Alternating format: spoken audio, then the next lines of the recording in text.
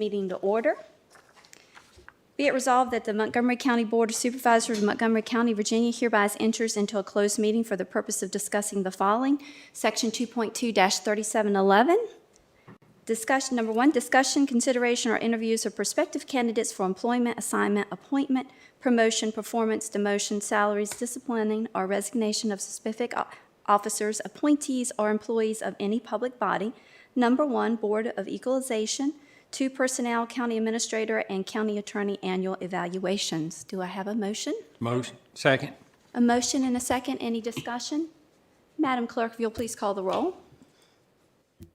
Mr. Wojciechowski? Aye. Mr. King? Aye. Ms. Biggs? Aye. Mr. Motts? Aye. Ms. Bone? Aye. Chair Blevins? Aye. 6 ayes. Into closed meeting.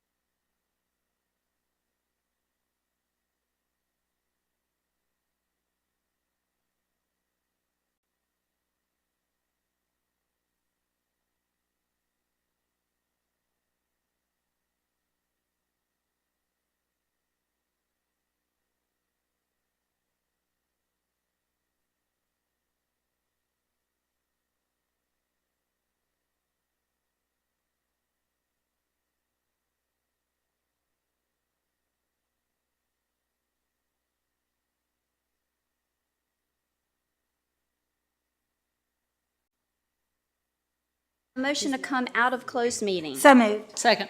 Motion and a second. Any discussion? Madam Clerk, if you'll please call the roll. Mr. King? Aye. Ms. Biggs? Aye. Mr. Motts? Aye. Ms. Bone? Aye. Mr. Chakowski? Aye. Chair Blevins? Aye. 6 ayes. Certification of closed meeting. Whereas the Board of Supervisors of Montgomery County has convened a closed meeting on this date pursuant to an affirmative vote, recorded vote, and in accordance with the provisions of the Virginia Freedom of Information Act, and whereas Section 2.2-3711 of the Code of Virginia requires a certification by the Board that such closed meeting was conducted in conformity with Virginia law. Now therefore be it resolved that the Board of Supervisors of Montgomery County, Virginia hereby certifies that to the best of each member's knowledge, one, only public business matters lawfully exempted from open meeting requirements by Virginia law were discussed in the closed meeting to which this certification resolution applies, and two, only such business matters as were identified in the motion conveying the closed meeting were heard, discussed, or considered by the Board. Do I have a motion? So moved. Second. A motion and second. Any discussion? Madam Clerk, if you'll please call the roll. Ms. Biggs? Aye. Mr. Motts? Aye. Ms. Bone? Aye. Mr. Chakowski? Aye. Mr. King? Aye. Chair Blevins? Aye. 6 ayes. At this time, I'll ask if our County Administrator, Mr. Meadows, would lead us in a moment of silence and the Pledge of Allegiance. Let's rise for a moment of silence, and then we'll have the pledge.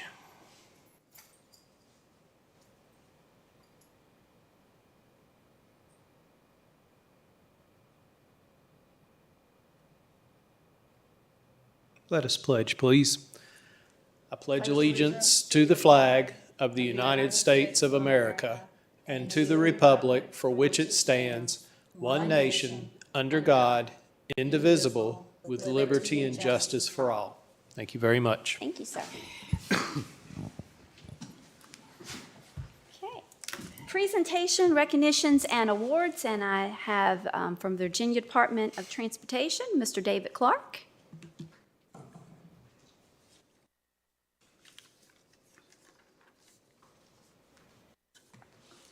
Good evening, sir. Just a few items here, and again, we're doing a lot of just kind of get back to normal maintenance stuff here in the first part of the fiscal year.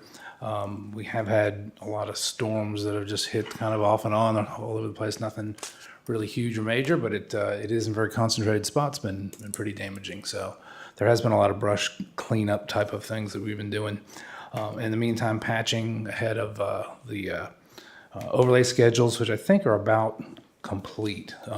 That's one of the counties that we did get first here. And I think some of the last stuff was some of the slurry seal, which was done on Weatherburn and on Preston Forest Drive. Did the big pipe replacement on Meadow Creek Road. That had to have that closed. Patching Craig's Creek Road. And then just the normal machining roads, and believe it or not, with the rain, we've had some dust complaints as well. So we've been getting dust control out on some of the things when it's been dry. It doesn't take long to dry out, actually.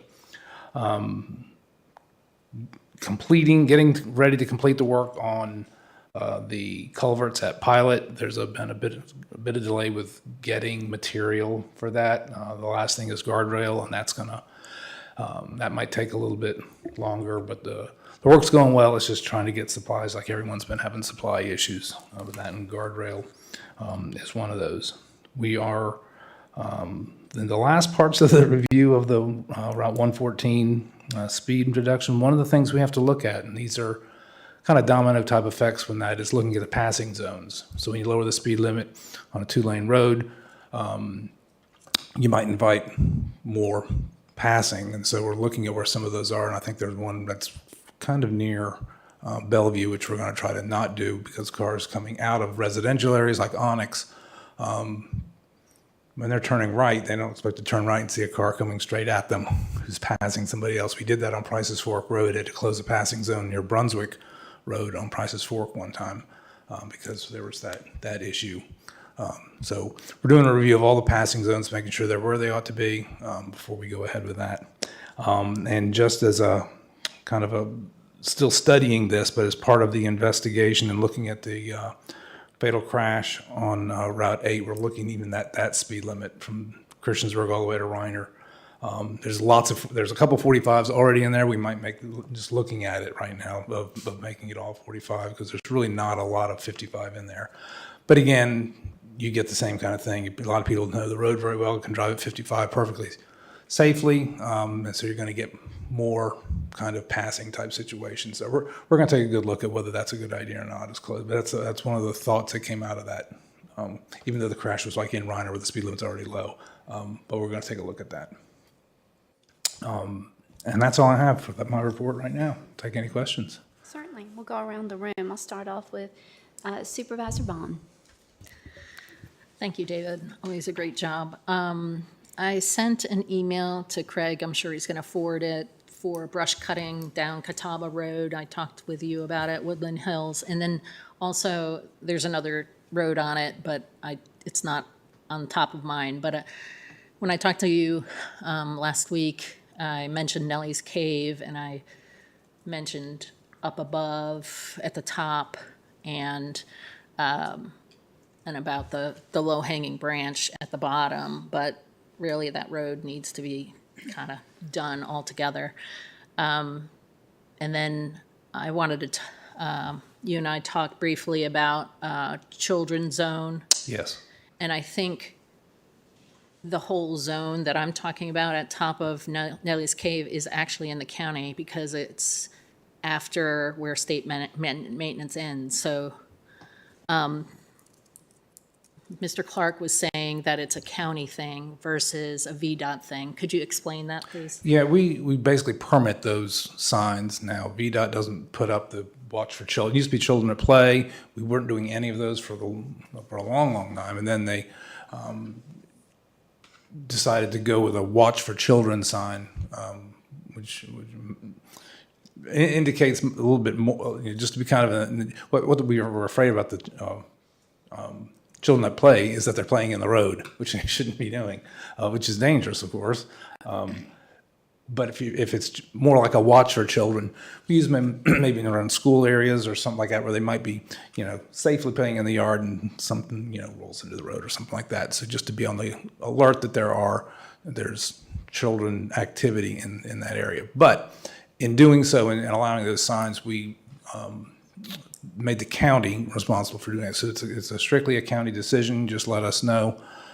We'd like to permit those because we don't want people putting up their own signs. So if it's an official type sign, and we can work with the county, we may have put some up. I can't remember the last one we may have done, but we have put some up within the county or worked with the county on getting them just a permit. And really all the permit does is just makes it an official sign, not so that, somebody's just deciding to put one up on their own.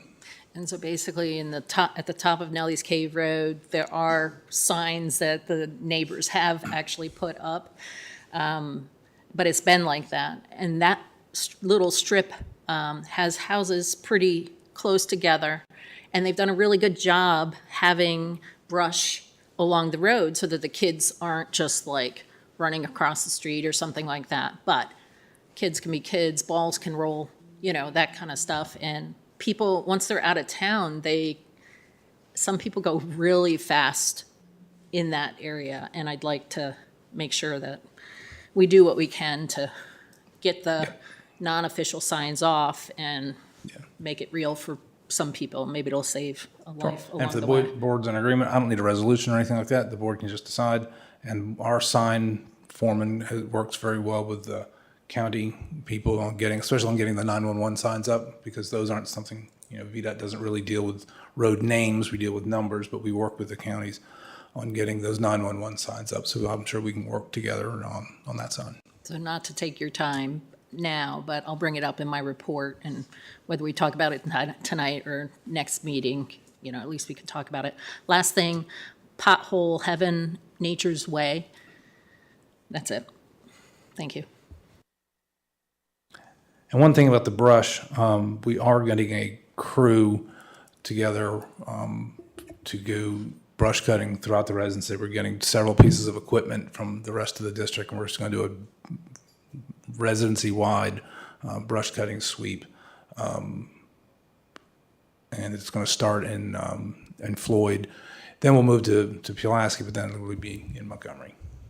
So it's gonna go on for several weeks. So, you know, it's not first, but you're not last. So because there's still another section of Floyd we got to hit. The situation on Catawba Road is that the neighbors have been cutting the brush for years and years and years, and they just don't have the capability of Right. doing it anymore. So this next time is probably going to be above and beyond what you're used to, just to Yeah. get it to the standard of VDOT. But Yeah. thank you. Supervisor Fidzikowski. I'd like to congratulate, is this thing on? Hello? Can you hear me? Okay. Usually it's booming, Josh. But kudos to your crews after Saturday night's rain. That 2.5 inches, it cleaned out ditches. I know coming up Route 11 up the mountain to Christiansburg, it was bad, but you had people out there right away in trucks pushing that stuff off. So they did a very good job. I mean, they really jumped on it as soon as the rain stopped. So that was very good to see. And I think you might have answered the other thing I was going to bring up, which is, again, the brush. There's a concern, especially on George's Run and Mount Pleasant, that there's so much that when school starts on 17th, I think, that the school buses will be doing most of the brush cutting for you. At the expense of the buses themselves. Yeah. Yes. So, but do what you can. Yeah. Thank you. Supervisor King. Yeah, I have a couple of things. I know you got some emails and phone calls about cornbread. Mm-hmm. Have y'all sent somebody down there to see what we can do about fixing that road up a little bit? Yeah, I believe so. The confusion is that it's at the end of Baines Chapel. Baines Chapel's VDOT road, Cornbread is not, but he all gets called different things in there. So especially maybe at where the state maintenance ends and Cornbread begins, we got to just make sure that we're doing what's on our part of it and not on the Cornbread part. But yeah, we've been in contact with people out there. I haven't gone out and looked at it myself, but I probably should. Yeah, if you would, I'd appreciate it. Yep, I can take a look. And on the intersection of Baines Chapel and Dry Valley, if you coming up to the crossway there and you take a left, go towards the interstate bridge, if we could get some out there to cut brush, Okay. it's covered up and people's pulling out, trying to see around the brush and trees and everything there. And when they get out there, cars is coming right up on them. Right. All right, appreciate it. Supervisor DeMotts. I don't have anything. Thank you for being here tonight. Thanks. Vice Chair Biggs. I don't really have anything except any update on the roundabout at Price's Fork. Anything going to happen there? It is. I haven't gotten back. They haven't gotten back with me on that yet. Traffic engineering. I'll prod them along. Okay, I'll just with keep some bringing signs. it up. Please, Yeah, yes, okay. please do. Okay, thank you. David, just a few, excuse me, just a few things. Back on when you're talking about that speed study for Route 114, they also do sight distance, and I know you're going to look at the passing zones. Will they take into consideration the 55 zone, and then you come up on to Bellevue, and they're going to I know they're going to eventually have those turn lanes there to help alleviate some of the backup there with that intersection at Price's Fork as well. But do they consider, you're going to go from 55 and then if it's a no passing or passing zone, and then if it's flashing that school zone at 25, I mean, that's something to consider too. I know you do have a sight distance and a little bit of a straightaway there, but for people pulling out, like you said, Onyx Road there, and that those could be tight turns, especially during congestion. Yeah, yeah. They know the 45 is going to happen. You get that difference when you have school zones happening. The good thing is that it's less of a difference now. But yeah, they're looking at all that, especially as they look at that passing zone. Okay, very good. And this is, and again, this is right there at the at the 114 exit. I know that the school had some concerns about that light, the timing of the light, especially with the buses getting ready to start back to school. I've been talking to Randy Wingfield with the town about that, and something that's come through his office, and we spoke about that. Actually, we had a meeting with the town on a couple of signal issues just recently, just last Thursday, just before the MPO meeting. Good. When you're also looking at those, made me think of back on Route 114, when you're thinking about those no passing zones, a lot of people, even though it's posted that when you're coming back towards Christiansburg from Radford, you cannot make that right turn onto Vicker Switch, they do. Yeah. Which is very dangerous because then they can't maneuver that tight Right. turn there. But that's something just, it'd be interesting to see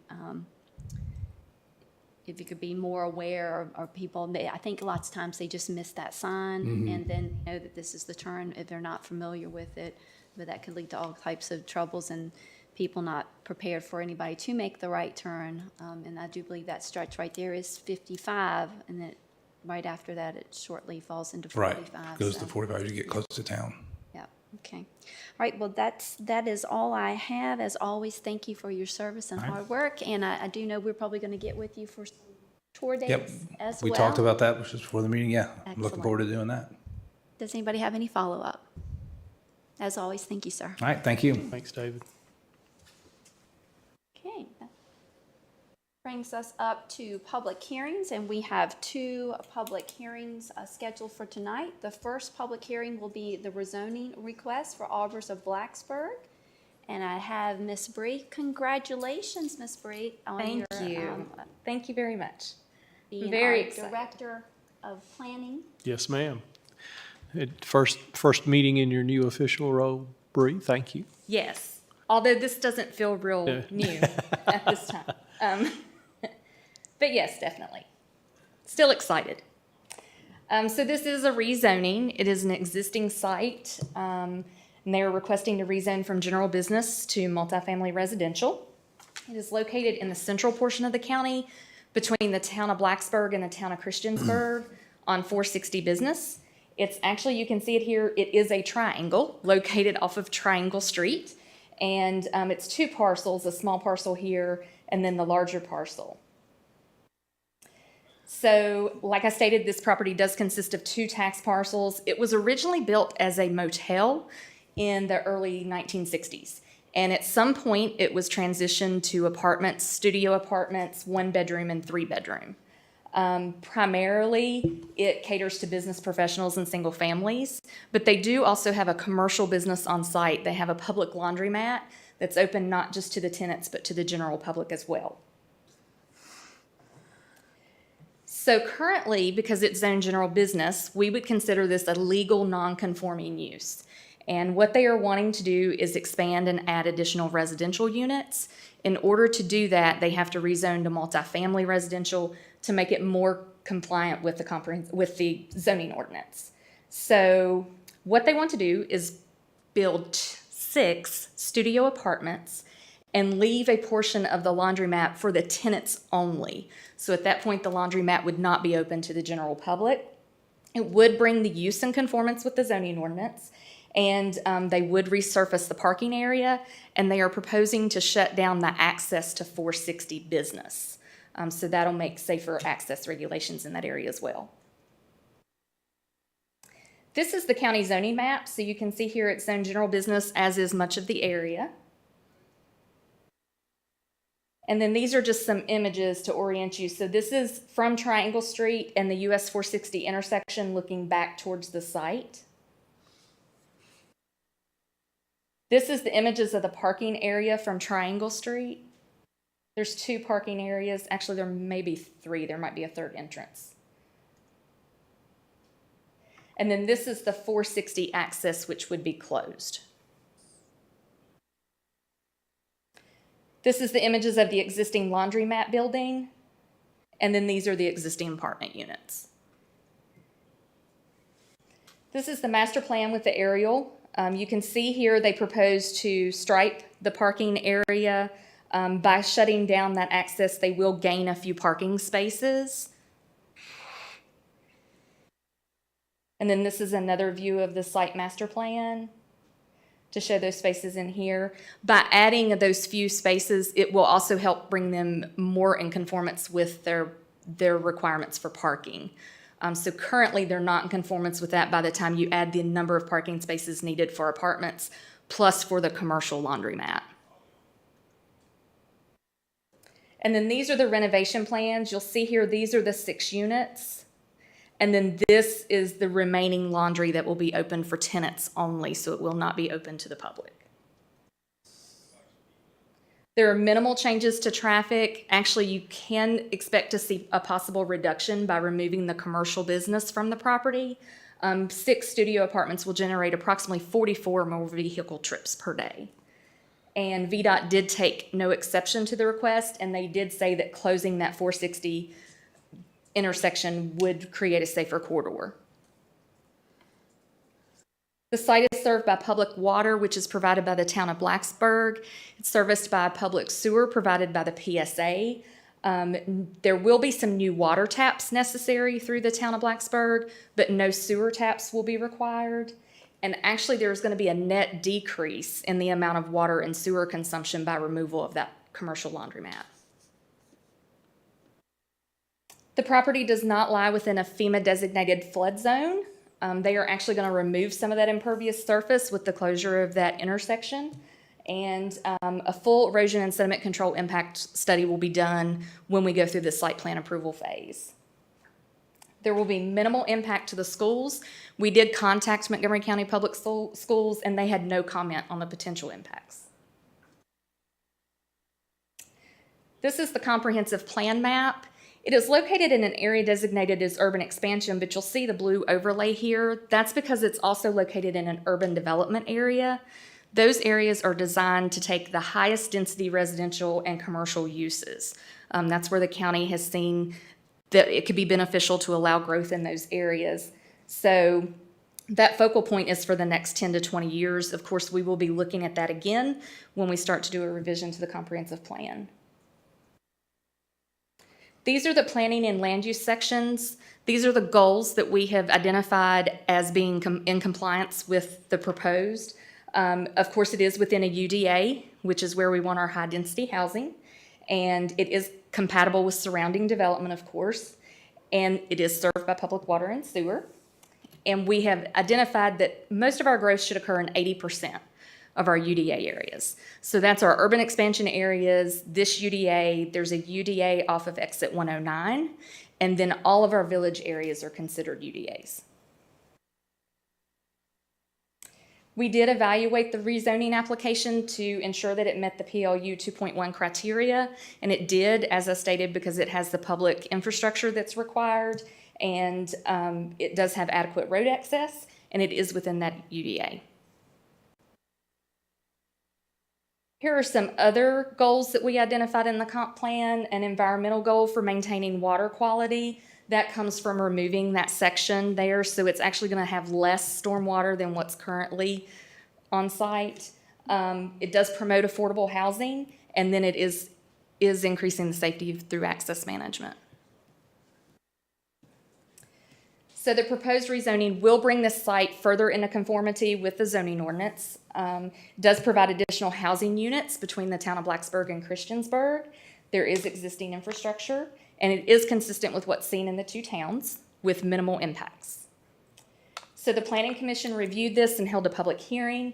They recommended approval with the 2 proffered conditions, which are the property shall be developed in general conformance with the master plan prepared by Balzer and Associates, depicted on sheet Z2 dated June 1st, 2022, and the property shall only be utilized for residential use. This was their vote. It was 6-0 with 3 folks absent that evening.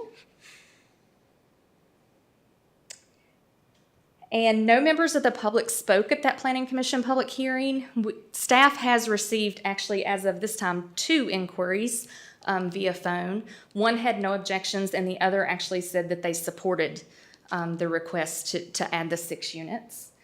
All adjoining property owners were notified, public hearing signs were placed on the property, and it was advertised in the local paper.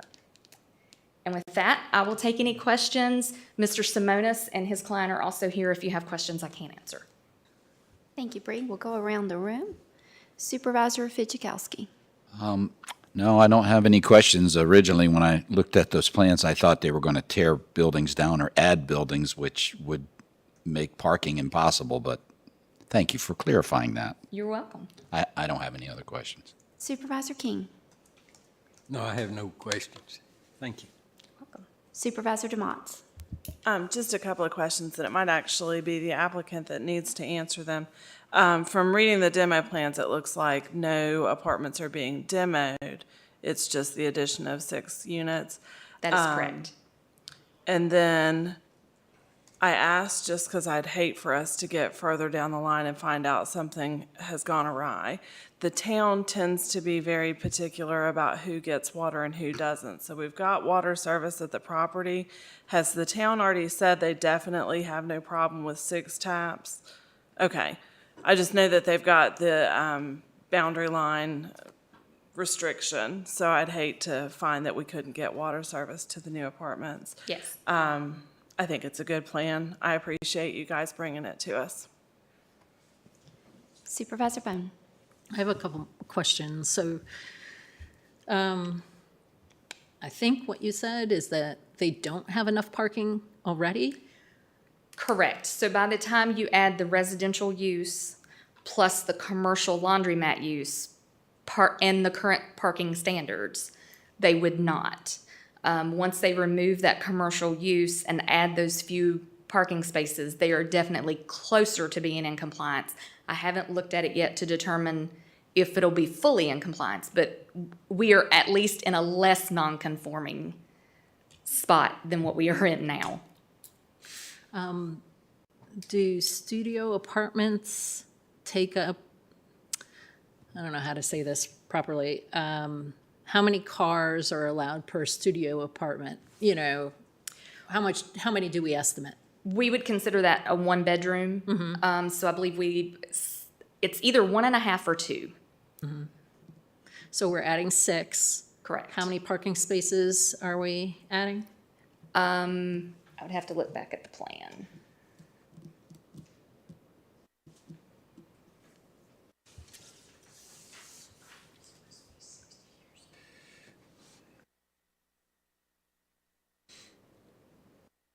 I will say for the laundromat, we require 4 per 1,000 square feet, I believe. So it looks like 4. maybe, although I don't think these are there either. They're not striped right now, so it's kind of hard to see how many you have out So there. the 4 by the laundromat,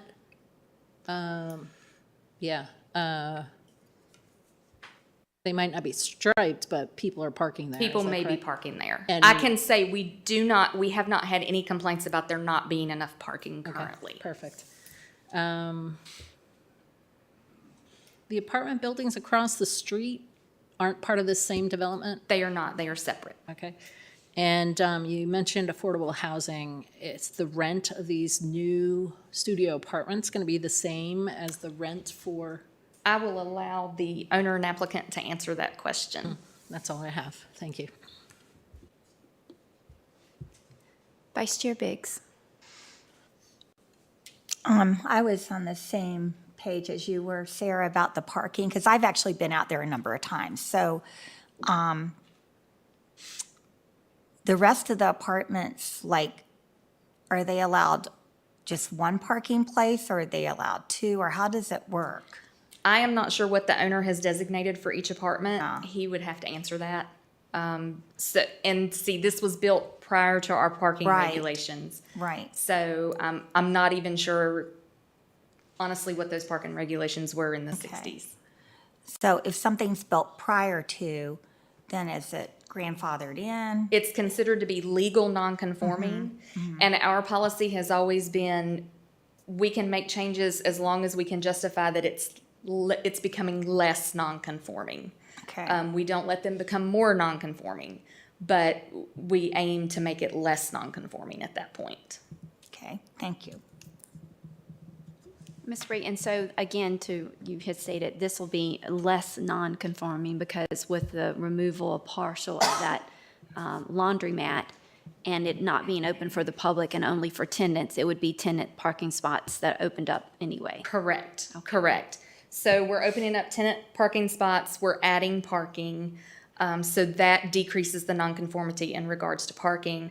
But the more major nonconformity is the fact it's currently being used for multifamily residential, which is not allowed in general business. So we're actually making the use conforming as well. And the other question Supervisor DeMont had already asked about the town, making sure there's water and all that's good with the town. Yes, yes. And we would require proof that those taps had been paid prior to issuance of any permits. Very good. Any other follow-up? Can I just add one? I think the parking questions are valid.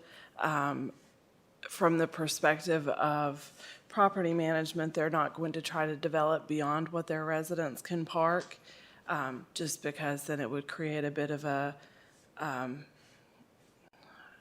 you'd get some negative reviews online. It would just be kind of a nightmare to rent the units.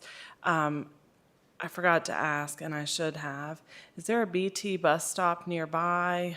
Is there currently, and that doesn't influence my decision at all. That just is for my own information. There is not. There's not.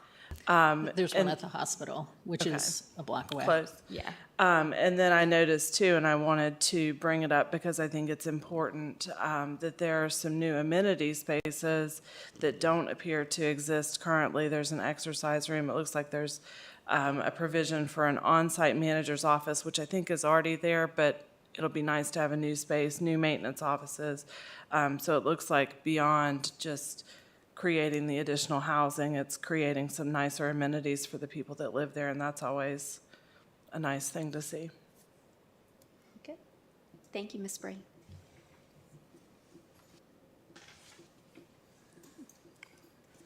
All right, I will open up the public hearing comment. I do not have anyone signed up, but if you'd like to come forward to speak on this, you have 4 minutes if you'll say your name and address. Good evening, everyone. Steve Simonis with Balzer Associates, 80 College Street here in Christiansburg. It's good to see everybody. I hadn't seen you in a while, and just wanted to say you guys made a great decision with Bree. For years and years, we've loved working with her. She's a breath of fresh air.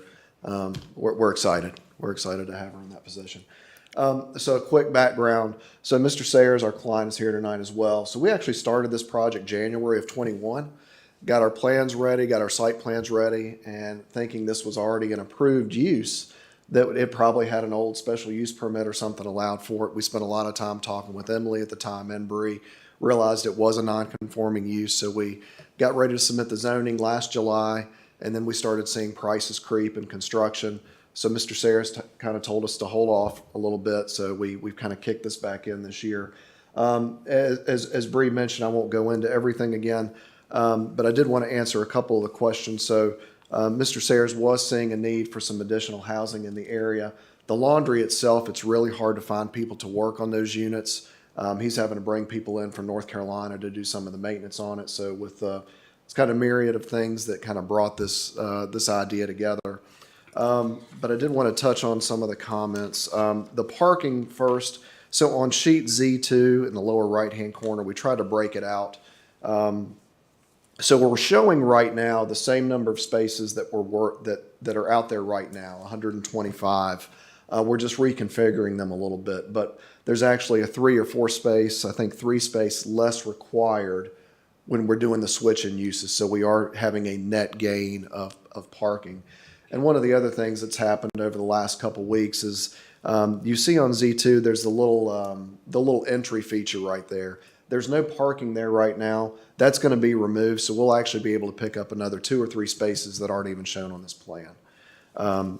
And I actually went back as we were preparing this and looked through all the historical Google Earth images. You know, you hit an image, and if it's in the middle of the summer, you're thinking, okay, are people on vacation? Is it students? But if you look through all those different historical Google images on Google Earth, you can see that the parking lots, it's never packed. So I think you've got carpooling, you've got ride sharing. It's a mix of tenants in there. It's a lot of working folks. So the rents right now and what Mr. Sayers is looking at for the studios are $450 to $500. So any of you all that are right there at the edge of Blacksburg know that's a very, very affordable price tag for these units. Let me touch on a couple other things real quick before I run out of time. We have had conversations with Lori Lester, who's the town of Blacksburg's water resource engineer. So we've talked about pulling off what we're going to need to do. There'll be a sprinkler system that has to go into this building, so we'll be running a fire line from that. So we've had those conversations with Ms. Lester already as we were working through the plans on it. I'd have to let Mr. Sayers speak specifically if they have a parking policy in place, 1 space per unit, 2 spaces per unit. But I think that touched on most of the questions we had. But it's a nice small project, but it'll provide some additional affordable housing and as Ms. DeMott's mentioned, putting the exercise room in there and upgrading the laundry for just the residents should be a benefit to the folks that are living there. But I'm happy to answer any other questions. Thank you, Steve. Thank you. That's still Blacksburg Strand Schools. Yes, ma'am. Thank you.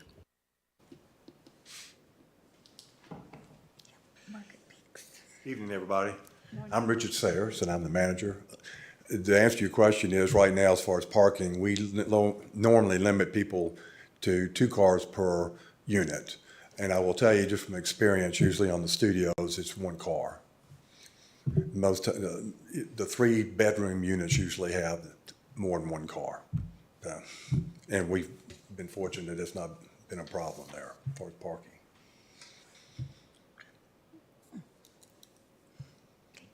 Thank you, sir.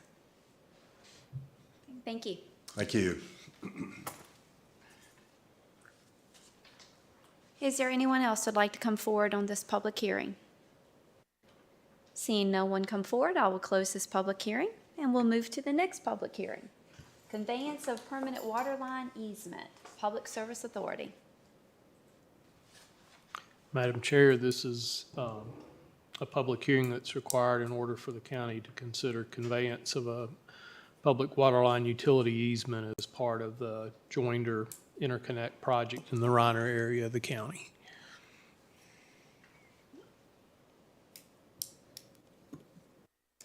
I do not have anyone signed up to speak on this issue, but if you'd like to come forward and state your name and address, you have 4 minutes to speak on this public hearing matter. Seeing no one come forward, I will close this public hearing.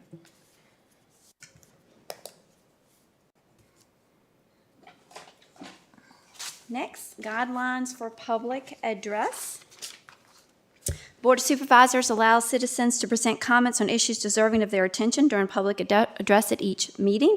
This is the time for us to listen to you. We do not respond. If you wish to speak, please we have a sign-up sheet. After I call the names on the sign-up sheet, if you would like to come forward, you have 4 minutes. If you will state your name and address.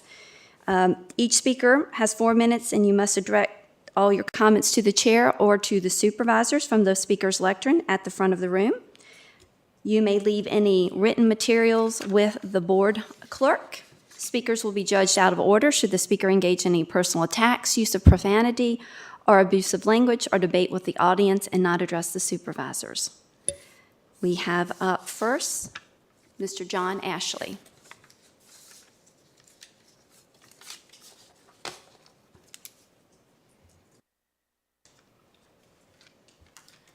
This might be the silliest thing, but I'm really sad to hear about that laundromat closing. I've watched Super Bowls in there. I lived right down the street. I done all kinds of loads of laundry there. But, so traditionally I come up here and talk about the family court. I have no shortage of things to say about it. But as the subjects turn to the schools, I want to talk about that. I am pro-voucher or pro-schools being normal again. Last meeting, a teacher came here and said something about Griffin v. the Prince Edward School Board and it being critical race theory. That case is about a school district closing to stop school desegregation. The white children were given vouchers to go to private schools, but vouchers were not offered to the black children. Some of them left the county to attend schools elsewhere. Others stayed and attended non-traditional schools, and others missed out on 5 years of education. In 1965, the schools were ordered reopened. That happened. It's a fact. We all agree it's a fact. It is not a theory. Forget race for now. Critical theory is an ideology that there are only 2 types of people, oppressors and the oppressed. It is about equity, not equality. Say there's 2 people. one short and one tall.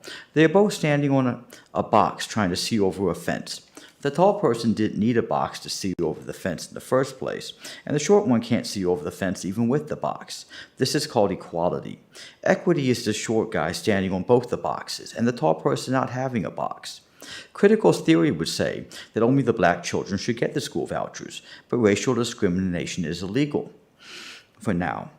In November 2020, the residents of California voted on Prop 16, which did not pass, but it would have changed the state's constitution to allow public and private institutions to discriminate against protected classes, race, gender, religion, etc. This is where the ideology leads people. Critical theory can be applied to almost anything. All you need is a group of people who have been historically oppressed. For example, sodomy laws making being gay illegal. Let's talk about the hardcore sex ed they are sending children to.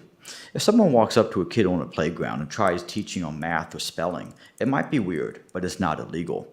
If that same person starts talking about subjects covered in the hardcore sex ed, they're most likely going to go to jail. Why would a random person be arrested but not a teacher? 18.2-374.4 is the child sexual grooming law. 18.2-383 lists the exceptions to the grooming law, which include schools. Last year, nationwide, 135 teachers and aides were arrested for child sex crimes. Their students made up 76% of their victims.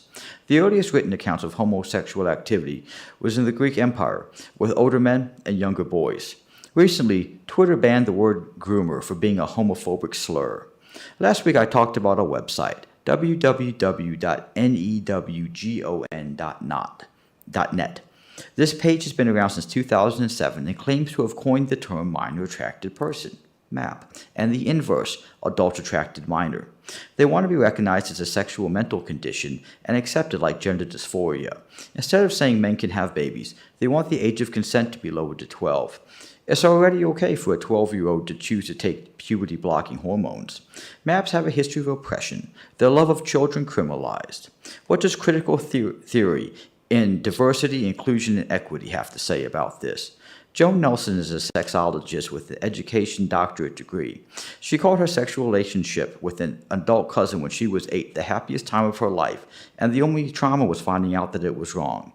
In another paper she published, she said that being informed, consenting minors aren't victims unless they are exploited. Joan Nelson said, children should be taught what exploitation is so that they are properly informed. So, do these sex classes teach children what exploitation is? This website continually links the MAP movement to the rainbow community and want to be accepted into it. Hormones to stop children. Thank you, sir. Thank you. Y'all have a good evening. I don't have anyone else signed up, but if anyone would like to come and address the board, you have 4 minutes. If you'll state your name and address.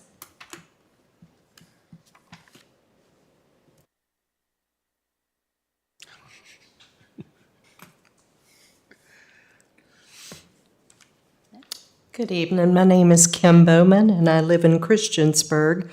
And I'm here tonight because I believe that a decision to unionize our school system will be a huge mistake. And I'm challenging each of you to do your due diligence and to weigh all of the benefits, but also all the drawbacks to such a significant decision. Some of the things that you should stop and consider are, who are you representing? And I think each of you should take a real good look at yourselves and how and why you're making these decisions. I know it's a tough one, and I wouldn't want to be in any of your situation, but it is important to our community. Are you representing our children, our parents, our taxpayers, or are you representing a union? How will adding another layer of bureaucrats improve things? How will our students receive a better education because of it? Will our students be safer with union? Will our taxpayers have to pay higher taxes because of the union? Are you, as our current board, meeting the needs of our schools, the students, the teachers, and the staff? And if not, why? And how would a union make that difference? You ever wonder why union officials only talk about the good things that teachers want to hear and totally ignore or disagree with factual research showing how unions are corrupting and destroying our schools with progressive politics, increased behavioral problems, diverse indoctrination of both our teachers and our students?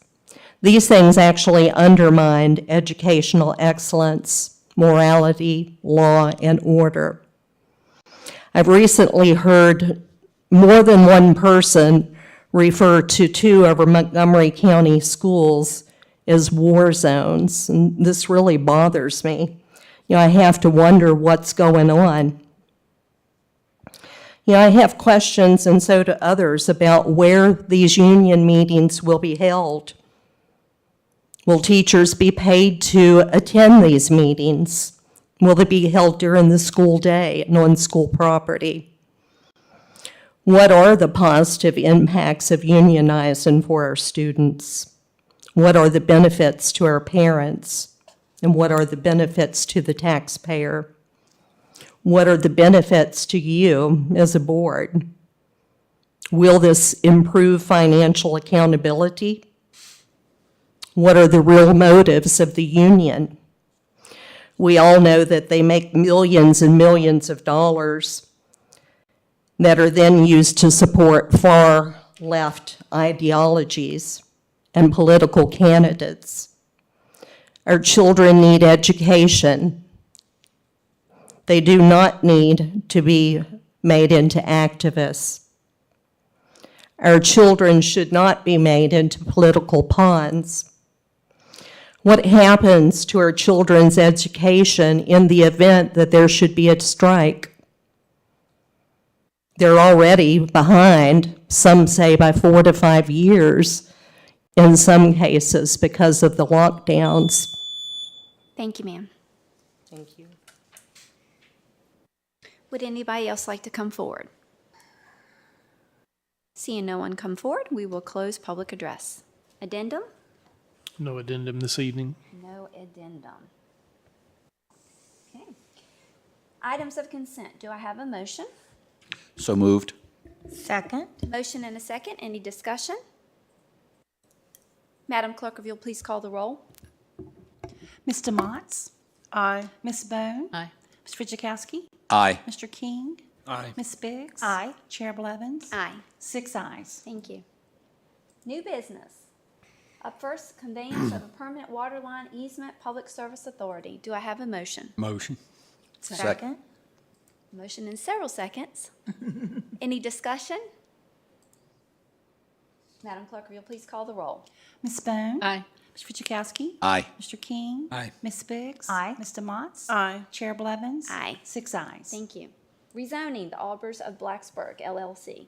Do I have a motion? So moved. Second. Motion and a second. Any discussion? Madam Clerk, will you please call the roll? Ms. Fitchikowski? Aye. Mr. King? Aye. Ms. Biggs? Aye. Mr. Motts? Aye. Ms. Bone? Aye. Chair Blevins? Aye. 6 ayes. Next, scheduling a public hearing boundary line agreement with the town of Christiansburg. So moved. Second? I have a motion and a second. Any discussion? Yeah, I would like to know how this, what is this for? I couldn't read anything on that. It's a request by the town of Christiansburg for us to actually put, 5.54 it's 2 parcels, 3.7 acres and 1.8 acres back in the county from the town. So they'd be taking 5 acres plus out of the incorporated area of the county. And it's over where Round Meadow was, that area? Houchins Road, and Headed so, adjacent to Houchins Road. right, But this is a request from the town to, yeah. So I think the developer. That's why I've got the question mark on my face, because I think. as long as I've been here, I've never heard of that. We've done one other one, Yeah. And there's something similar to this where it was a small amount of land that was in the town. They wanted to put it in the county. I think the developer is the one who's actually making the request through the town. Okay, there's not a hazardous material site sitting on it, is there? Well, I mean, that land's already in the county, so it's not coming into the county, it's just leaving the town. Okay, thank you. Yeah. What would be the advantage of the town asking us and not the person that's trying to develop it? Well, the town's the one who has to ask because it's in their incorporated area. It The would benefit allow to the developer may be the only one, maybe that whole area could then be administered by the county officials and not have to do county and town. So if the developer wants to develop it for some use, then that benefits the developer greatly to have it taken out of the town because it lowers their tax liability. I can't answer that, Would but still probably be served by town services like police, fire, and rescue. It would still be on town roads. it'll It be on just would town be- water for sure, yeah, And town water. right. Okay. So this is just to schedule the public hearing. This is not actually to vote. That's Nope. correct. Yeah, public hearing. That's correct. Any further discussion? Madam Clerk, you'll please call the roll. Mr. Fidzikowski? Aye. Mr. King? Aye. Ms. Biggs? Aye. Mr. Motts? Aye. Ms. Bone? Aye. Chair Blevins? Aye. 6 ayes. Next up, we have ACE, Memorandum of Agreement for FY 22-23. So moved. Second. A motion and a second. Any discussion? Yay. Madam Clerk, if you'll please call the roll. Ms. Biggs? Aye. Mr. Motts? Aye. Ms. Bone? Aye. Mr. Fidzikowski? Aye. Mr. King? Aye. Chair Blevins? Aye. 6 ayes. County Attorney reports. No report, Madam Chair. County Administrator. 2 items this evening, Madam Chair and board members. I wanted to officially let you know that we are one of 21 counties, 29 total winners of a VACO Achievement Award. We continue our award-winning ways. This award was for the Return to Home program from the Animal Care and Adoption Center. So congratulations to Eileen and her staff, and also to our public information staff for helping pull that together and get it submitted. So that's a great achievement. The only other thing I wanted to mention is the Chamber of Commerce is holding a luncheon on Thursday to hear from Attorney General Jason Miyares will be in town, and I do plan to attend that to learn more about what's going on in Richmond. And that's all I. Very good, thank you. Supervisors reports. Let's start off with Supervisor King. Oh, my goodness. Get your speech out. I got it out here. I got it out here. I don't have much. I do just want to say, I know some of you realize it was on some social media about the county and the gas tax. I just want to make sure everybody realizes the county has no authority over gas tax. We don't have that. We can't tax it. We can't do away with taxes on it. We have no authority. And another thing, the Adoption Care Center is ready to clean out the shelter. If you need a loving pet, cat, dog, bird, whatever, come and check them out. That's all. Thank you. Thank you. Supervisor DeMotts.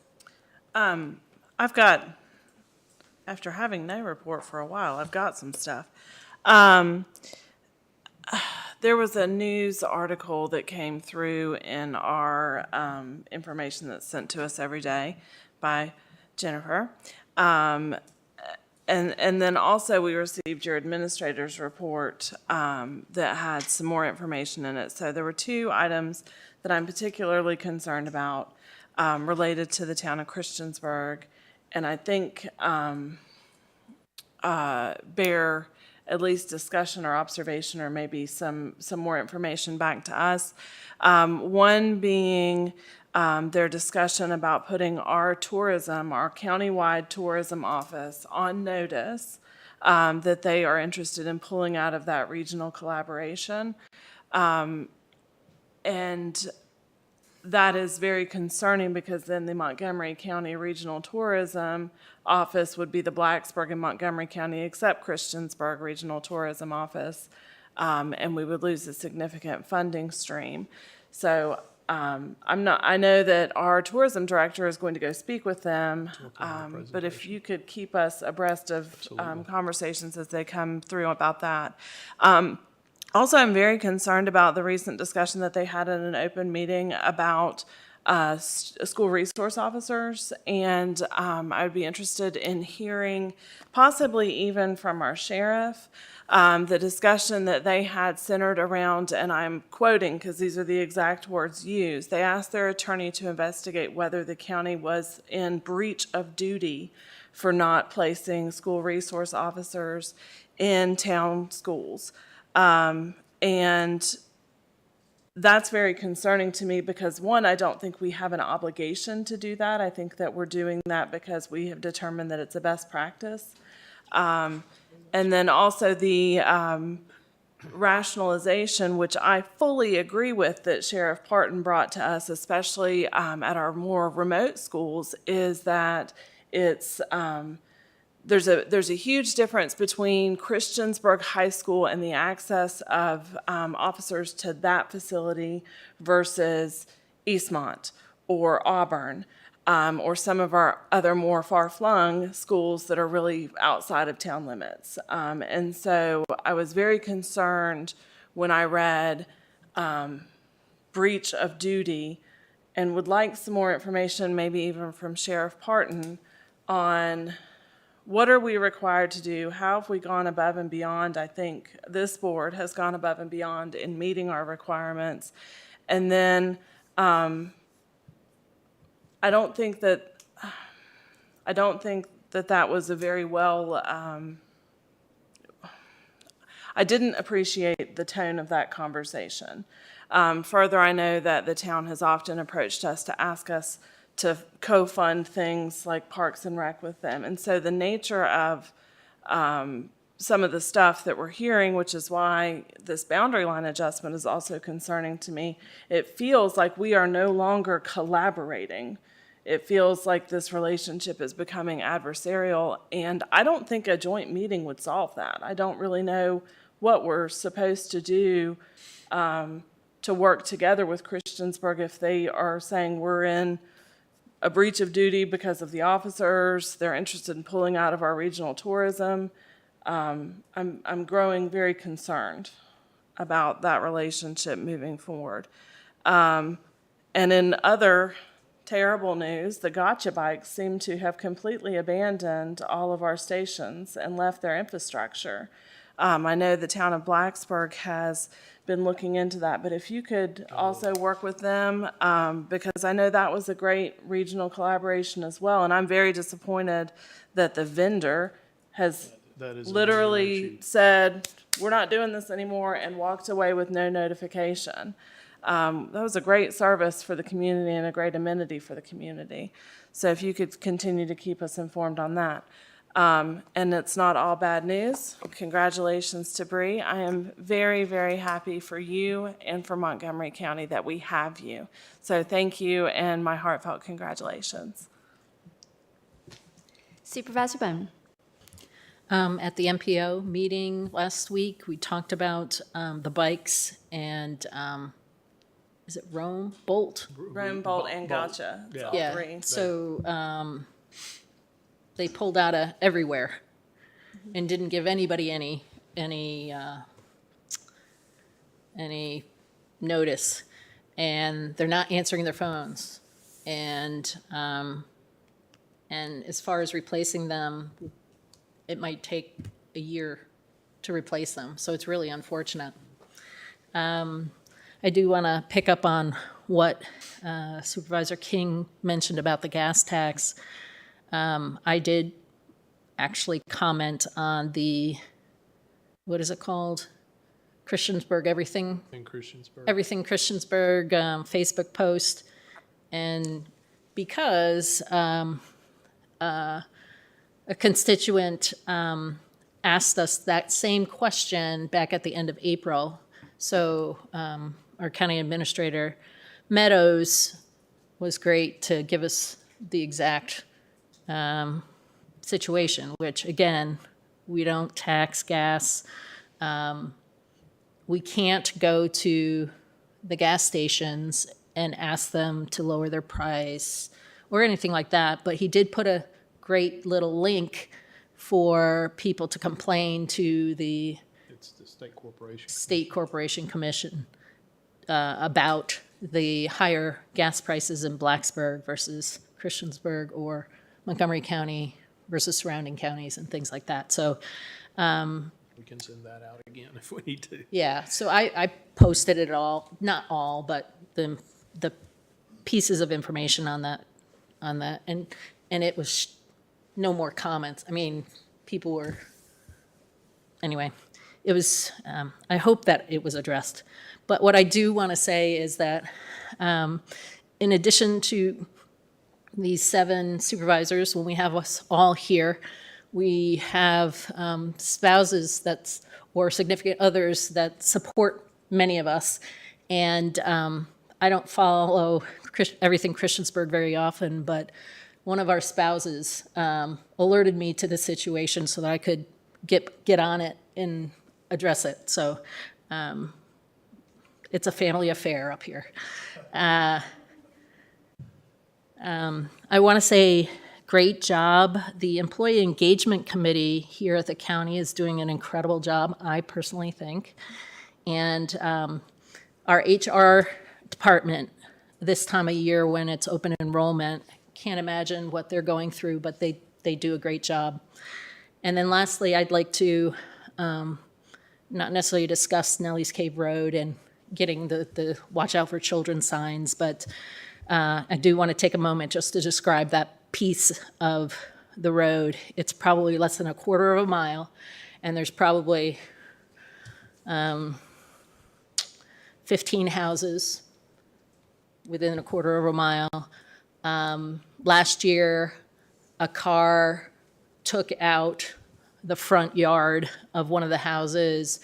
Now they have a nice planter and bushes in front so that, you know, if somebody decides to drive into their front yard, their car is going to be totaled as opposed to just going through a bush.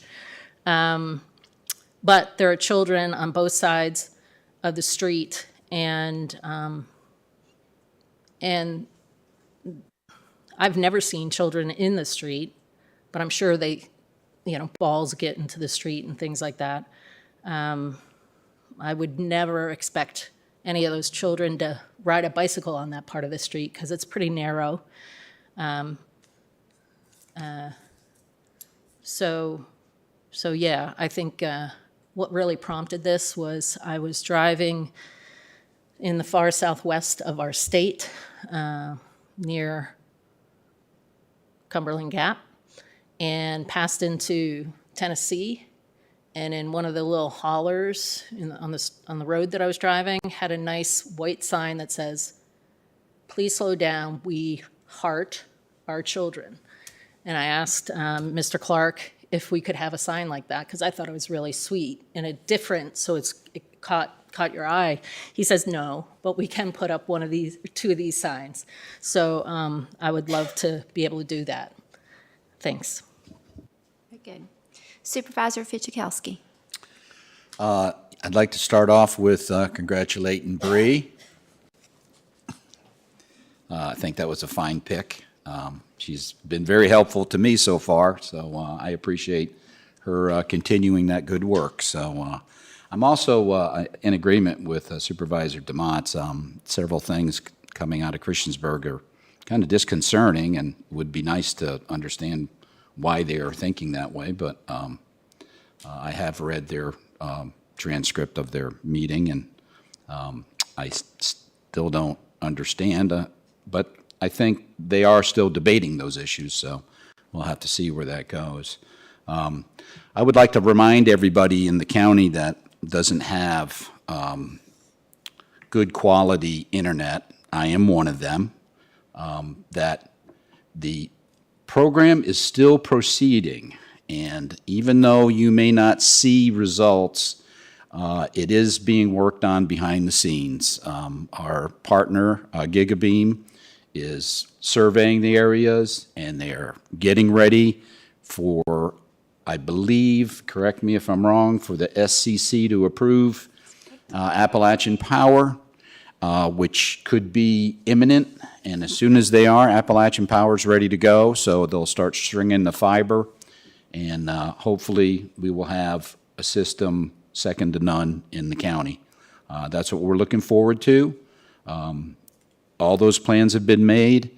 I know a lot of people are running out of patience, but it's coming, and it'll take a little time, but it's going to happen. So, but also to add to that, the county does not have any authority over telephone companies or other internet providers to force them to do what they should be doing to make money. But that's just to let everybody know that we don't have control over that. We have laid the groundwork. Our great county administration has done their due diligence and has arranged for us to get this top quality internet connection, and it's coming. We just got to have patience. I just wanted to remind everyone. Thank you. Thank you. Vice Chair Biggs. Well, I wanted to say I agree with Sarah about the signs, because I go down that road a lot, and I totally agree with you. We need to do something. So do you need to get that done? Do we just need consensus? I just wanted to know how much that actually is going to cost the county. That's all, because it's not VDOT, it's the county. So if I was going to ask the county. We'll look into that. Yeah. That's all. So I think it would be a well worthwhile cost because it is dangerous there. And I wanted to thank Jennifer and the ACAC staff for that VACO award, and Todd for you with the reminder about adopting animals. It's really good. Congratulations, Bree. And then I wanted to bring up, also, I was concerned, I watched the Christiansburg Town Council meeting, and I was very concerned about the discussion of SRO officers, and I'm concerned about the tourism, as Supervisor DeMont said, but I think what's gonna need to happen is we're gonna just need a sit-down. We haven't had a sit-down, meeting with the town council in a long, long time. And you know how I am about communication, like, you gotta sit down, you gotta talk about it. And hopefully you talk about it and it's a discussion and you're trying to understand where folks are coming from. But I think we really need to do that. And I know Chair Blevins and Mr. Meadows have been working on, trying to get agenda together there. So that's good. Now, for the good news, I wanted to share with you that we did have the Race for Ace on Saturday, and it did not rain, although it was hot. So I did speak on behalf of all of us there, and I thank the participants. They had 150 participants. They had 15 community volunteers. Thank them. They had ACE volunteers. Thank them. And a special thanks out to Angie Covey and Martha Ann Stallings, again, for their leadership for this event, and also to Kelly McPherson for her organizing skills. To get ready to give my remarks, I had to contact our Angie, and I had to contact Angie Covey with New River Community College, so I thought I'd tell you what I found out. So since 2019, we've been funding this for 4 years for the county. We've put a little over $1.3 million into the ACE program, and it served 638 of our students. And those students have given back to our community in Montgomery County 75,360 hours of work service. Talk about a return on your investment and what they're learning. I just think that's fantastic. So I did speak at the event and said that our board was a proud supporter of the ACE program. So then, of course, I wanted to know, how much money do you think we raised at the race? And right now, they don't have final numbers, but hopefully between $14,000 to $15,000. So It was a really good event. A lot of Montgomery County public school teachers participated, and former school board members participated. So we had people in the adult race all the way into their 80s. And then they had the kids race too. So it was really, really good. And then my favorite part too was that former Chief Anthony Wilson brought his puppy, Blue, that he was given when he retired. And so Blue had on the red Ace t-shirt, and of course, all the kids were all over Blue. Nicest puppy. Steve, you would have loved him. And so I said to Anthony, I said, you're going to take all these kids home with you because they were so into this puppy, you know. But it was a really good community event. And it was held at Blacksburg High School, and they did a really good job of organizing everything. So that is my ACE report. And we'll be doing it again next year. And remember, you can always contribute individually. Yeah, I say it every year. That's because I do it. I want you guys to do it. That's my commercial. Okay, thanks. Thank you, Vice Chair Biggs, and thank you again. I hate it that I had obligations because I do have a day job and had to work, but I'm so happy for this board for the continued support of the ACE program and all the good works they do, and especially in return on investment definitely is. So again, I'm happy to hear that you represented us well and that was very successful for that event. Just a few things. Want to say congratulations to Blacksburg and stepping out. I was able to go by there on Friday, and it was lots of crowds and lots of happy folks. So I was glad that was very successful for them. Also wanted to congratulate Miss Bree. Again, congratulations.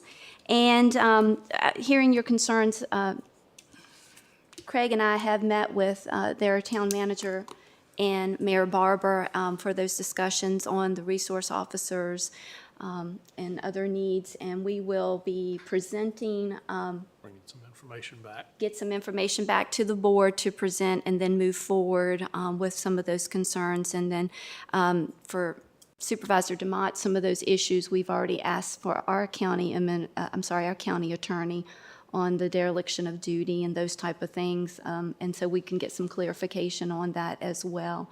And so open lines of communication are always good. These are things that we will work together. Hopefully we can clarify some of the miscommunications and move forward with that. The other thing, again, as Supervisor Bone mentioned, great job for our employment engagement. They've done a great job. I love the dog days of summer, so that was real neat to see today with their posts. And also just wanted to mention, I had an opportunity this last week to attend regional, multi-agency regional active shooter response, and this was in preparation for resource officers and school response and just general response to an active shooter event. I'd like to thank the Blacksburg Police Department, Montgomery Sheriff's Department, Christiansburg Police, Christiansburg Rescue, Radford City Police, Blacksburg Rescue.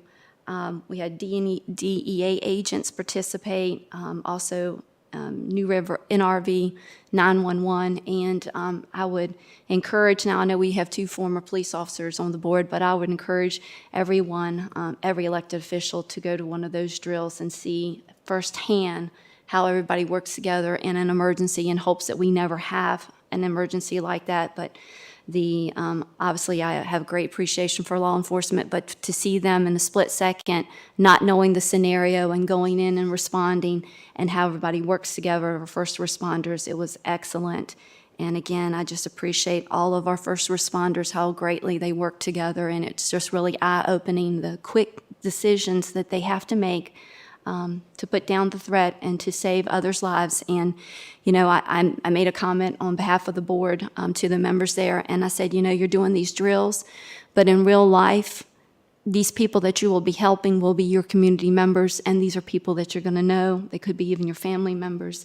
And just, again, my admiration for these first responders that have to, you know what they're doing, they're professional, and they get the job done. And I just couldn't imagine I asked some questions about how hard would it be, and it would be hard, but they have a job to do and they do it well. So I would encourage, and I will also share that Mr. English gave me some information on upcoming responses, emergency responses and things, and I'll share those with the board. So if anyone has an opportunity to observe or even participate, he said you can also be an active member. They'll give you a role play to play as well. So again, any other follow-ups? Madam Chair, I was going to mention one thing. I appreciate the shout-outs for the Employment Engagement Committee. Amy Marshall in our office helps coordinate that, but it is pretty much made up of rank and file employees. We have a few department directors that interact with them, but it is an employee-based group, and they've done a fabulous job. I appreciate all the work that Amy does and the rest of the employees in putting things together. We've gotten a lot of very positive comments about the activities. So thank you all for recognizing that. Very good. We stand adjourned. Thank you.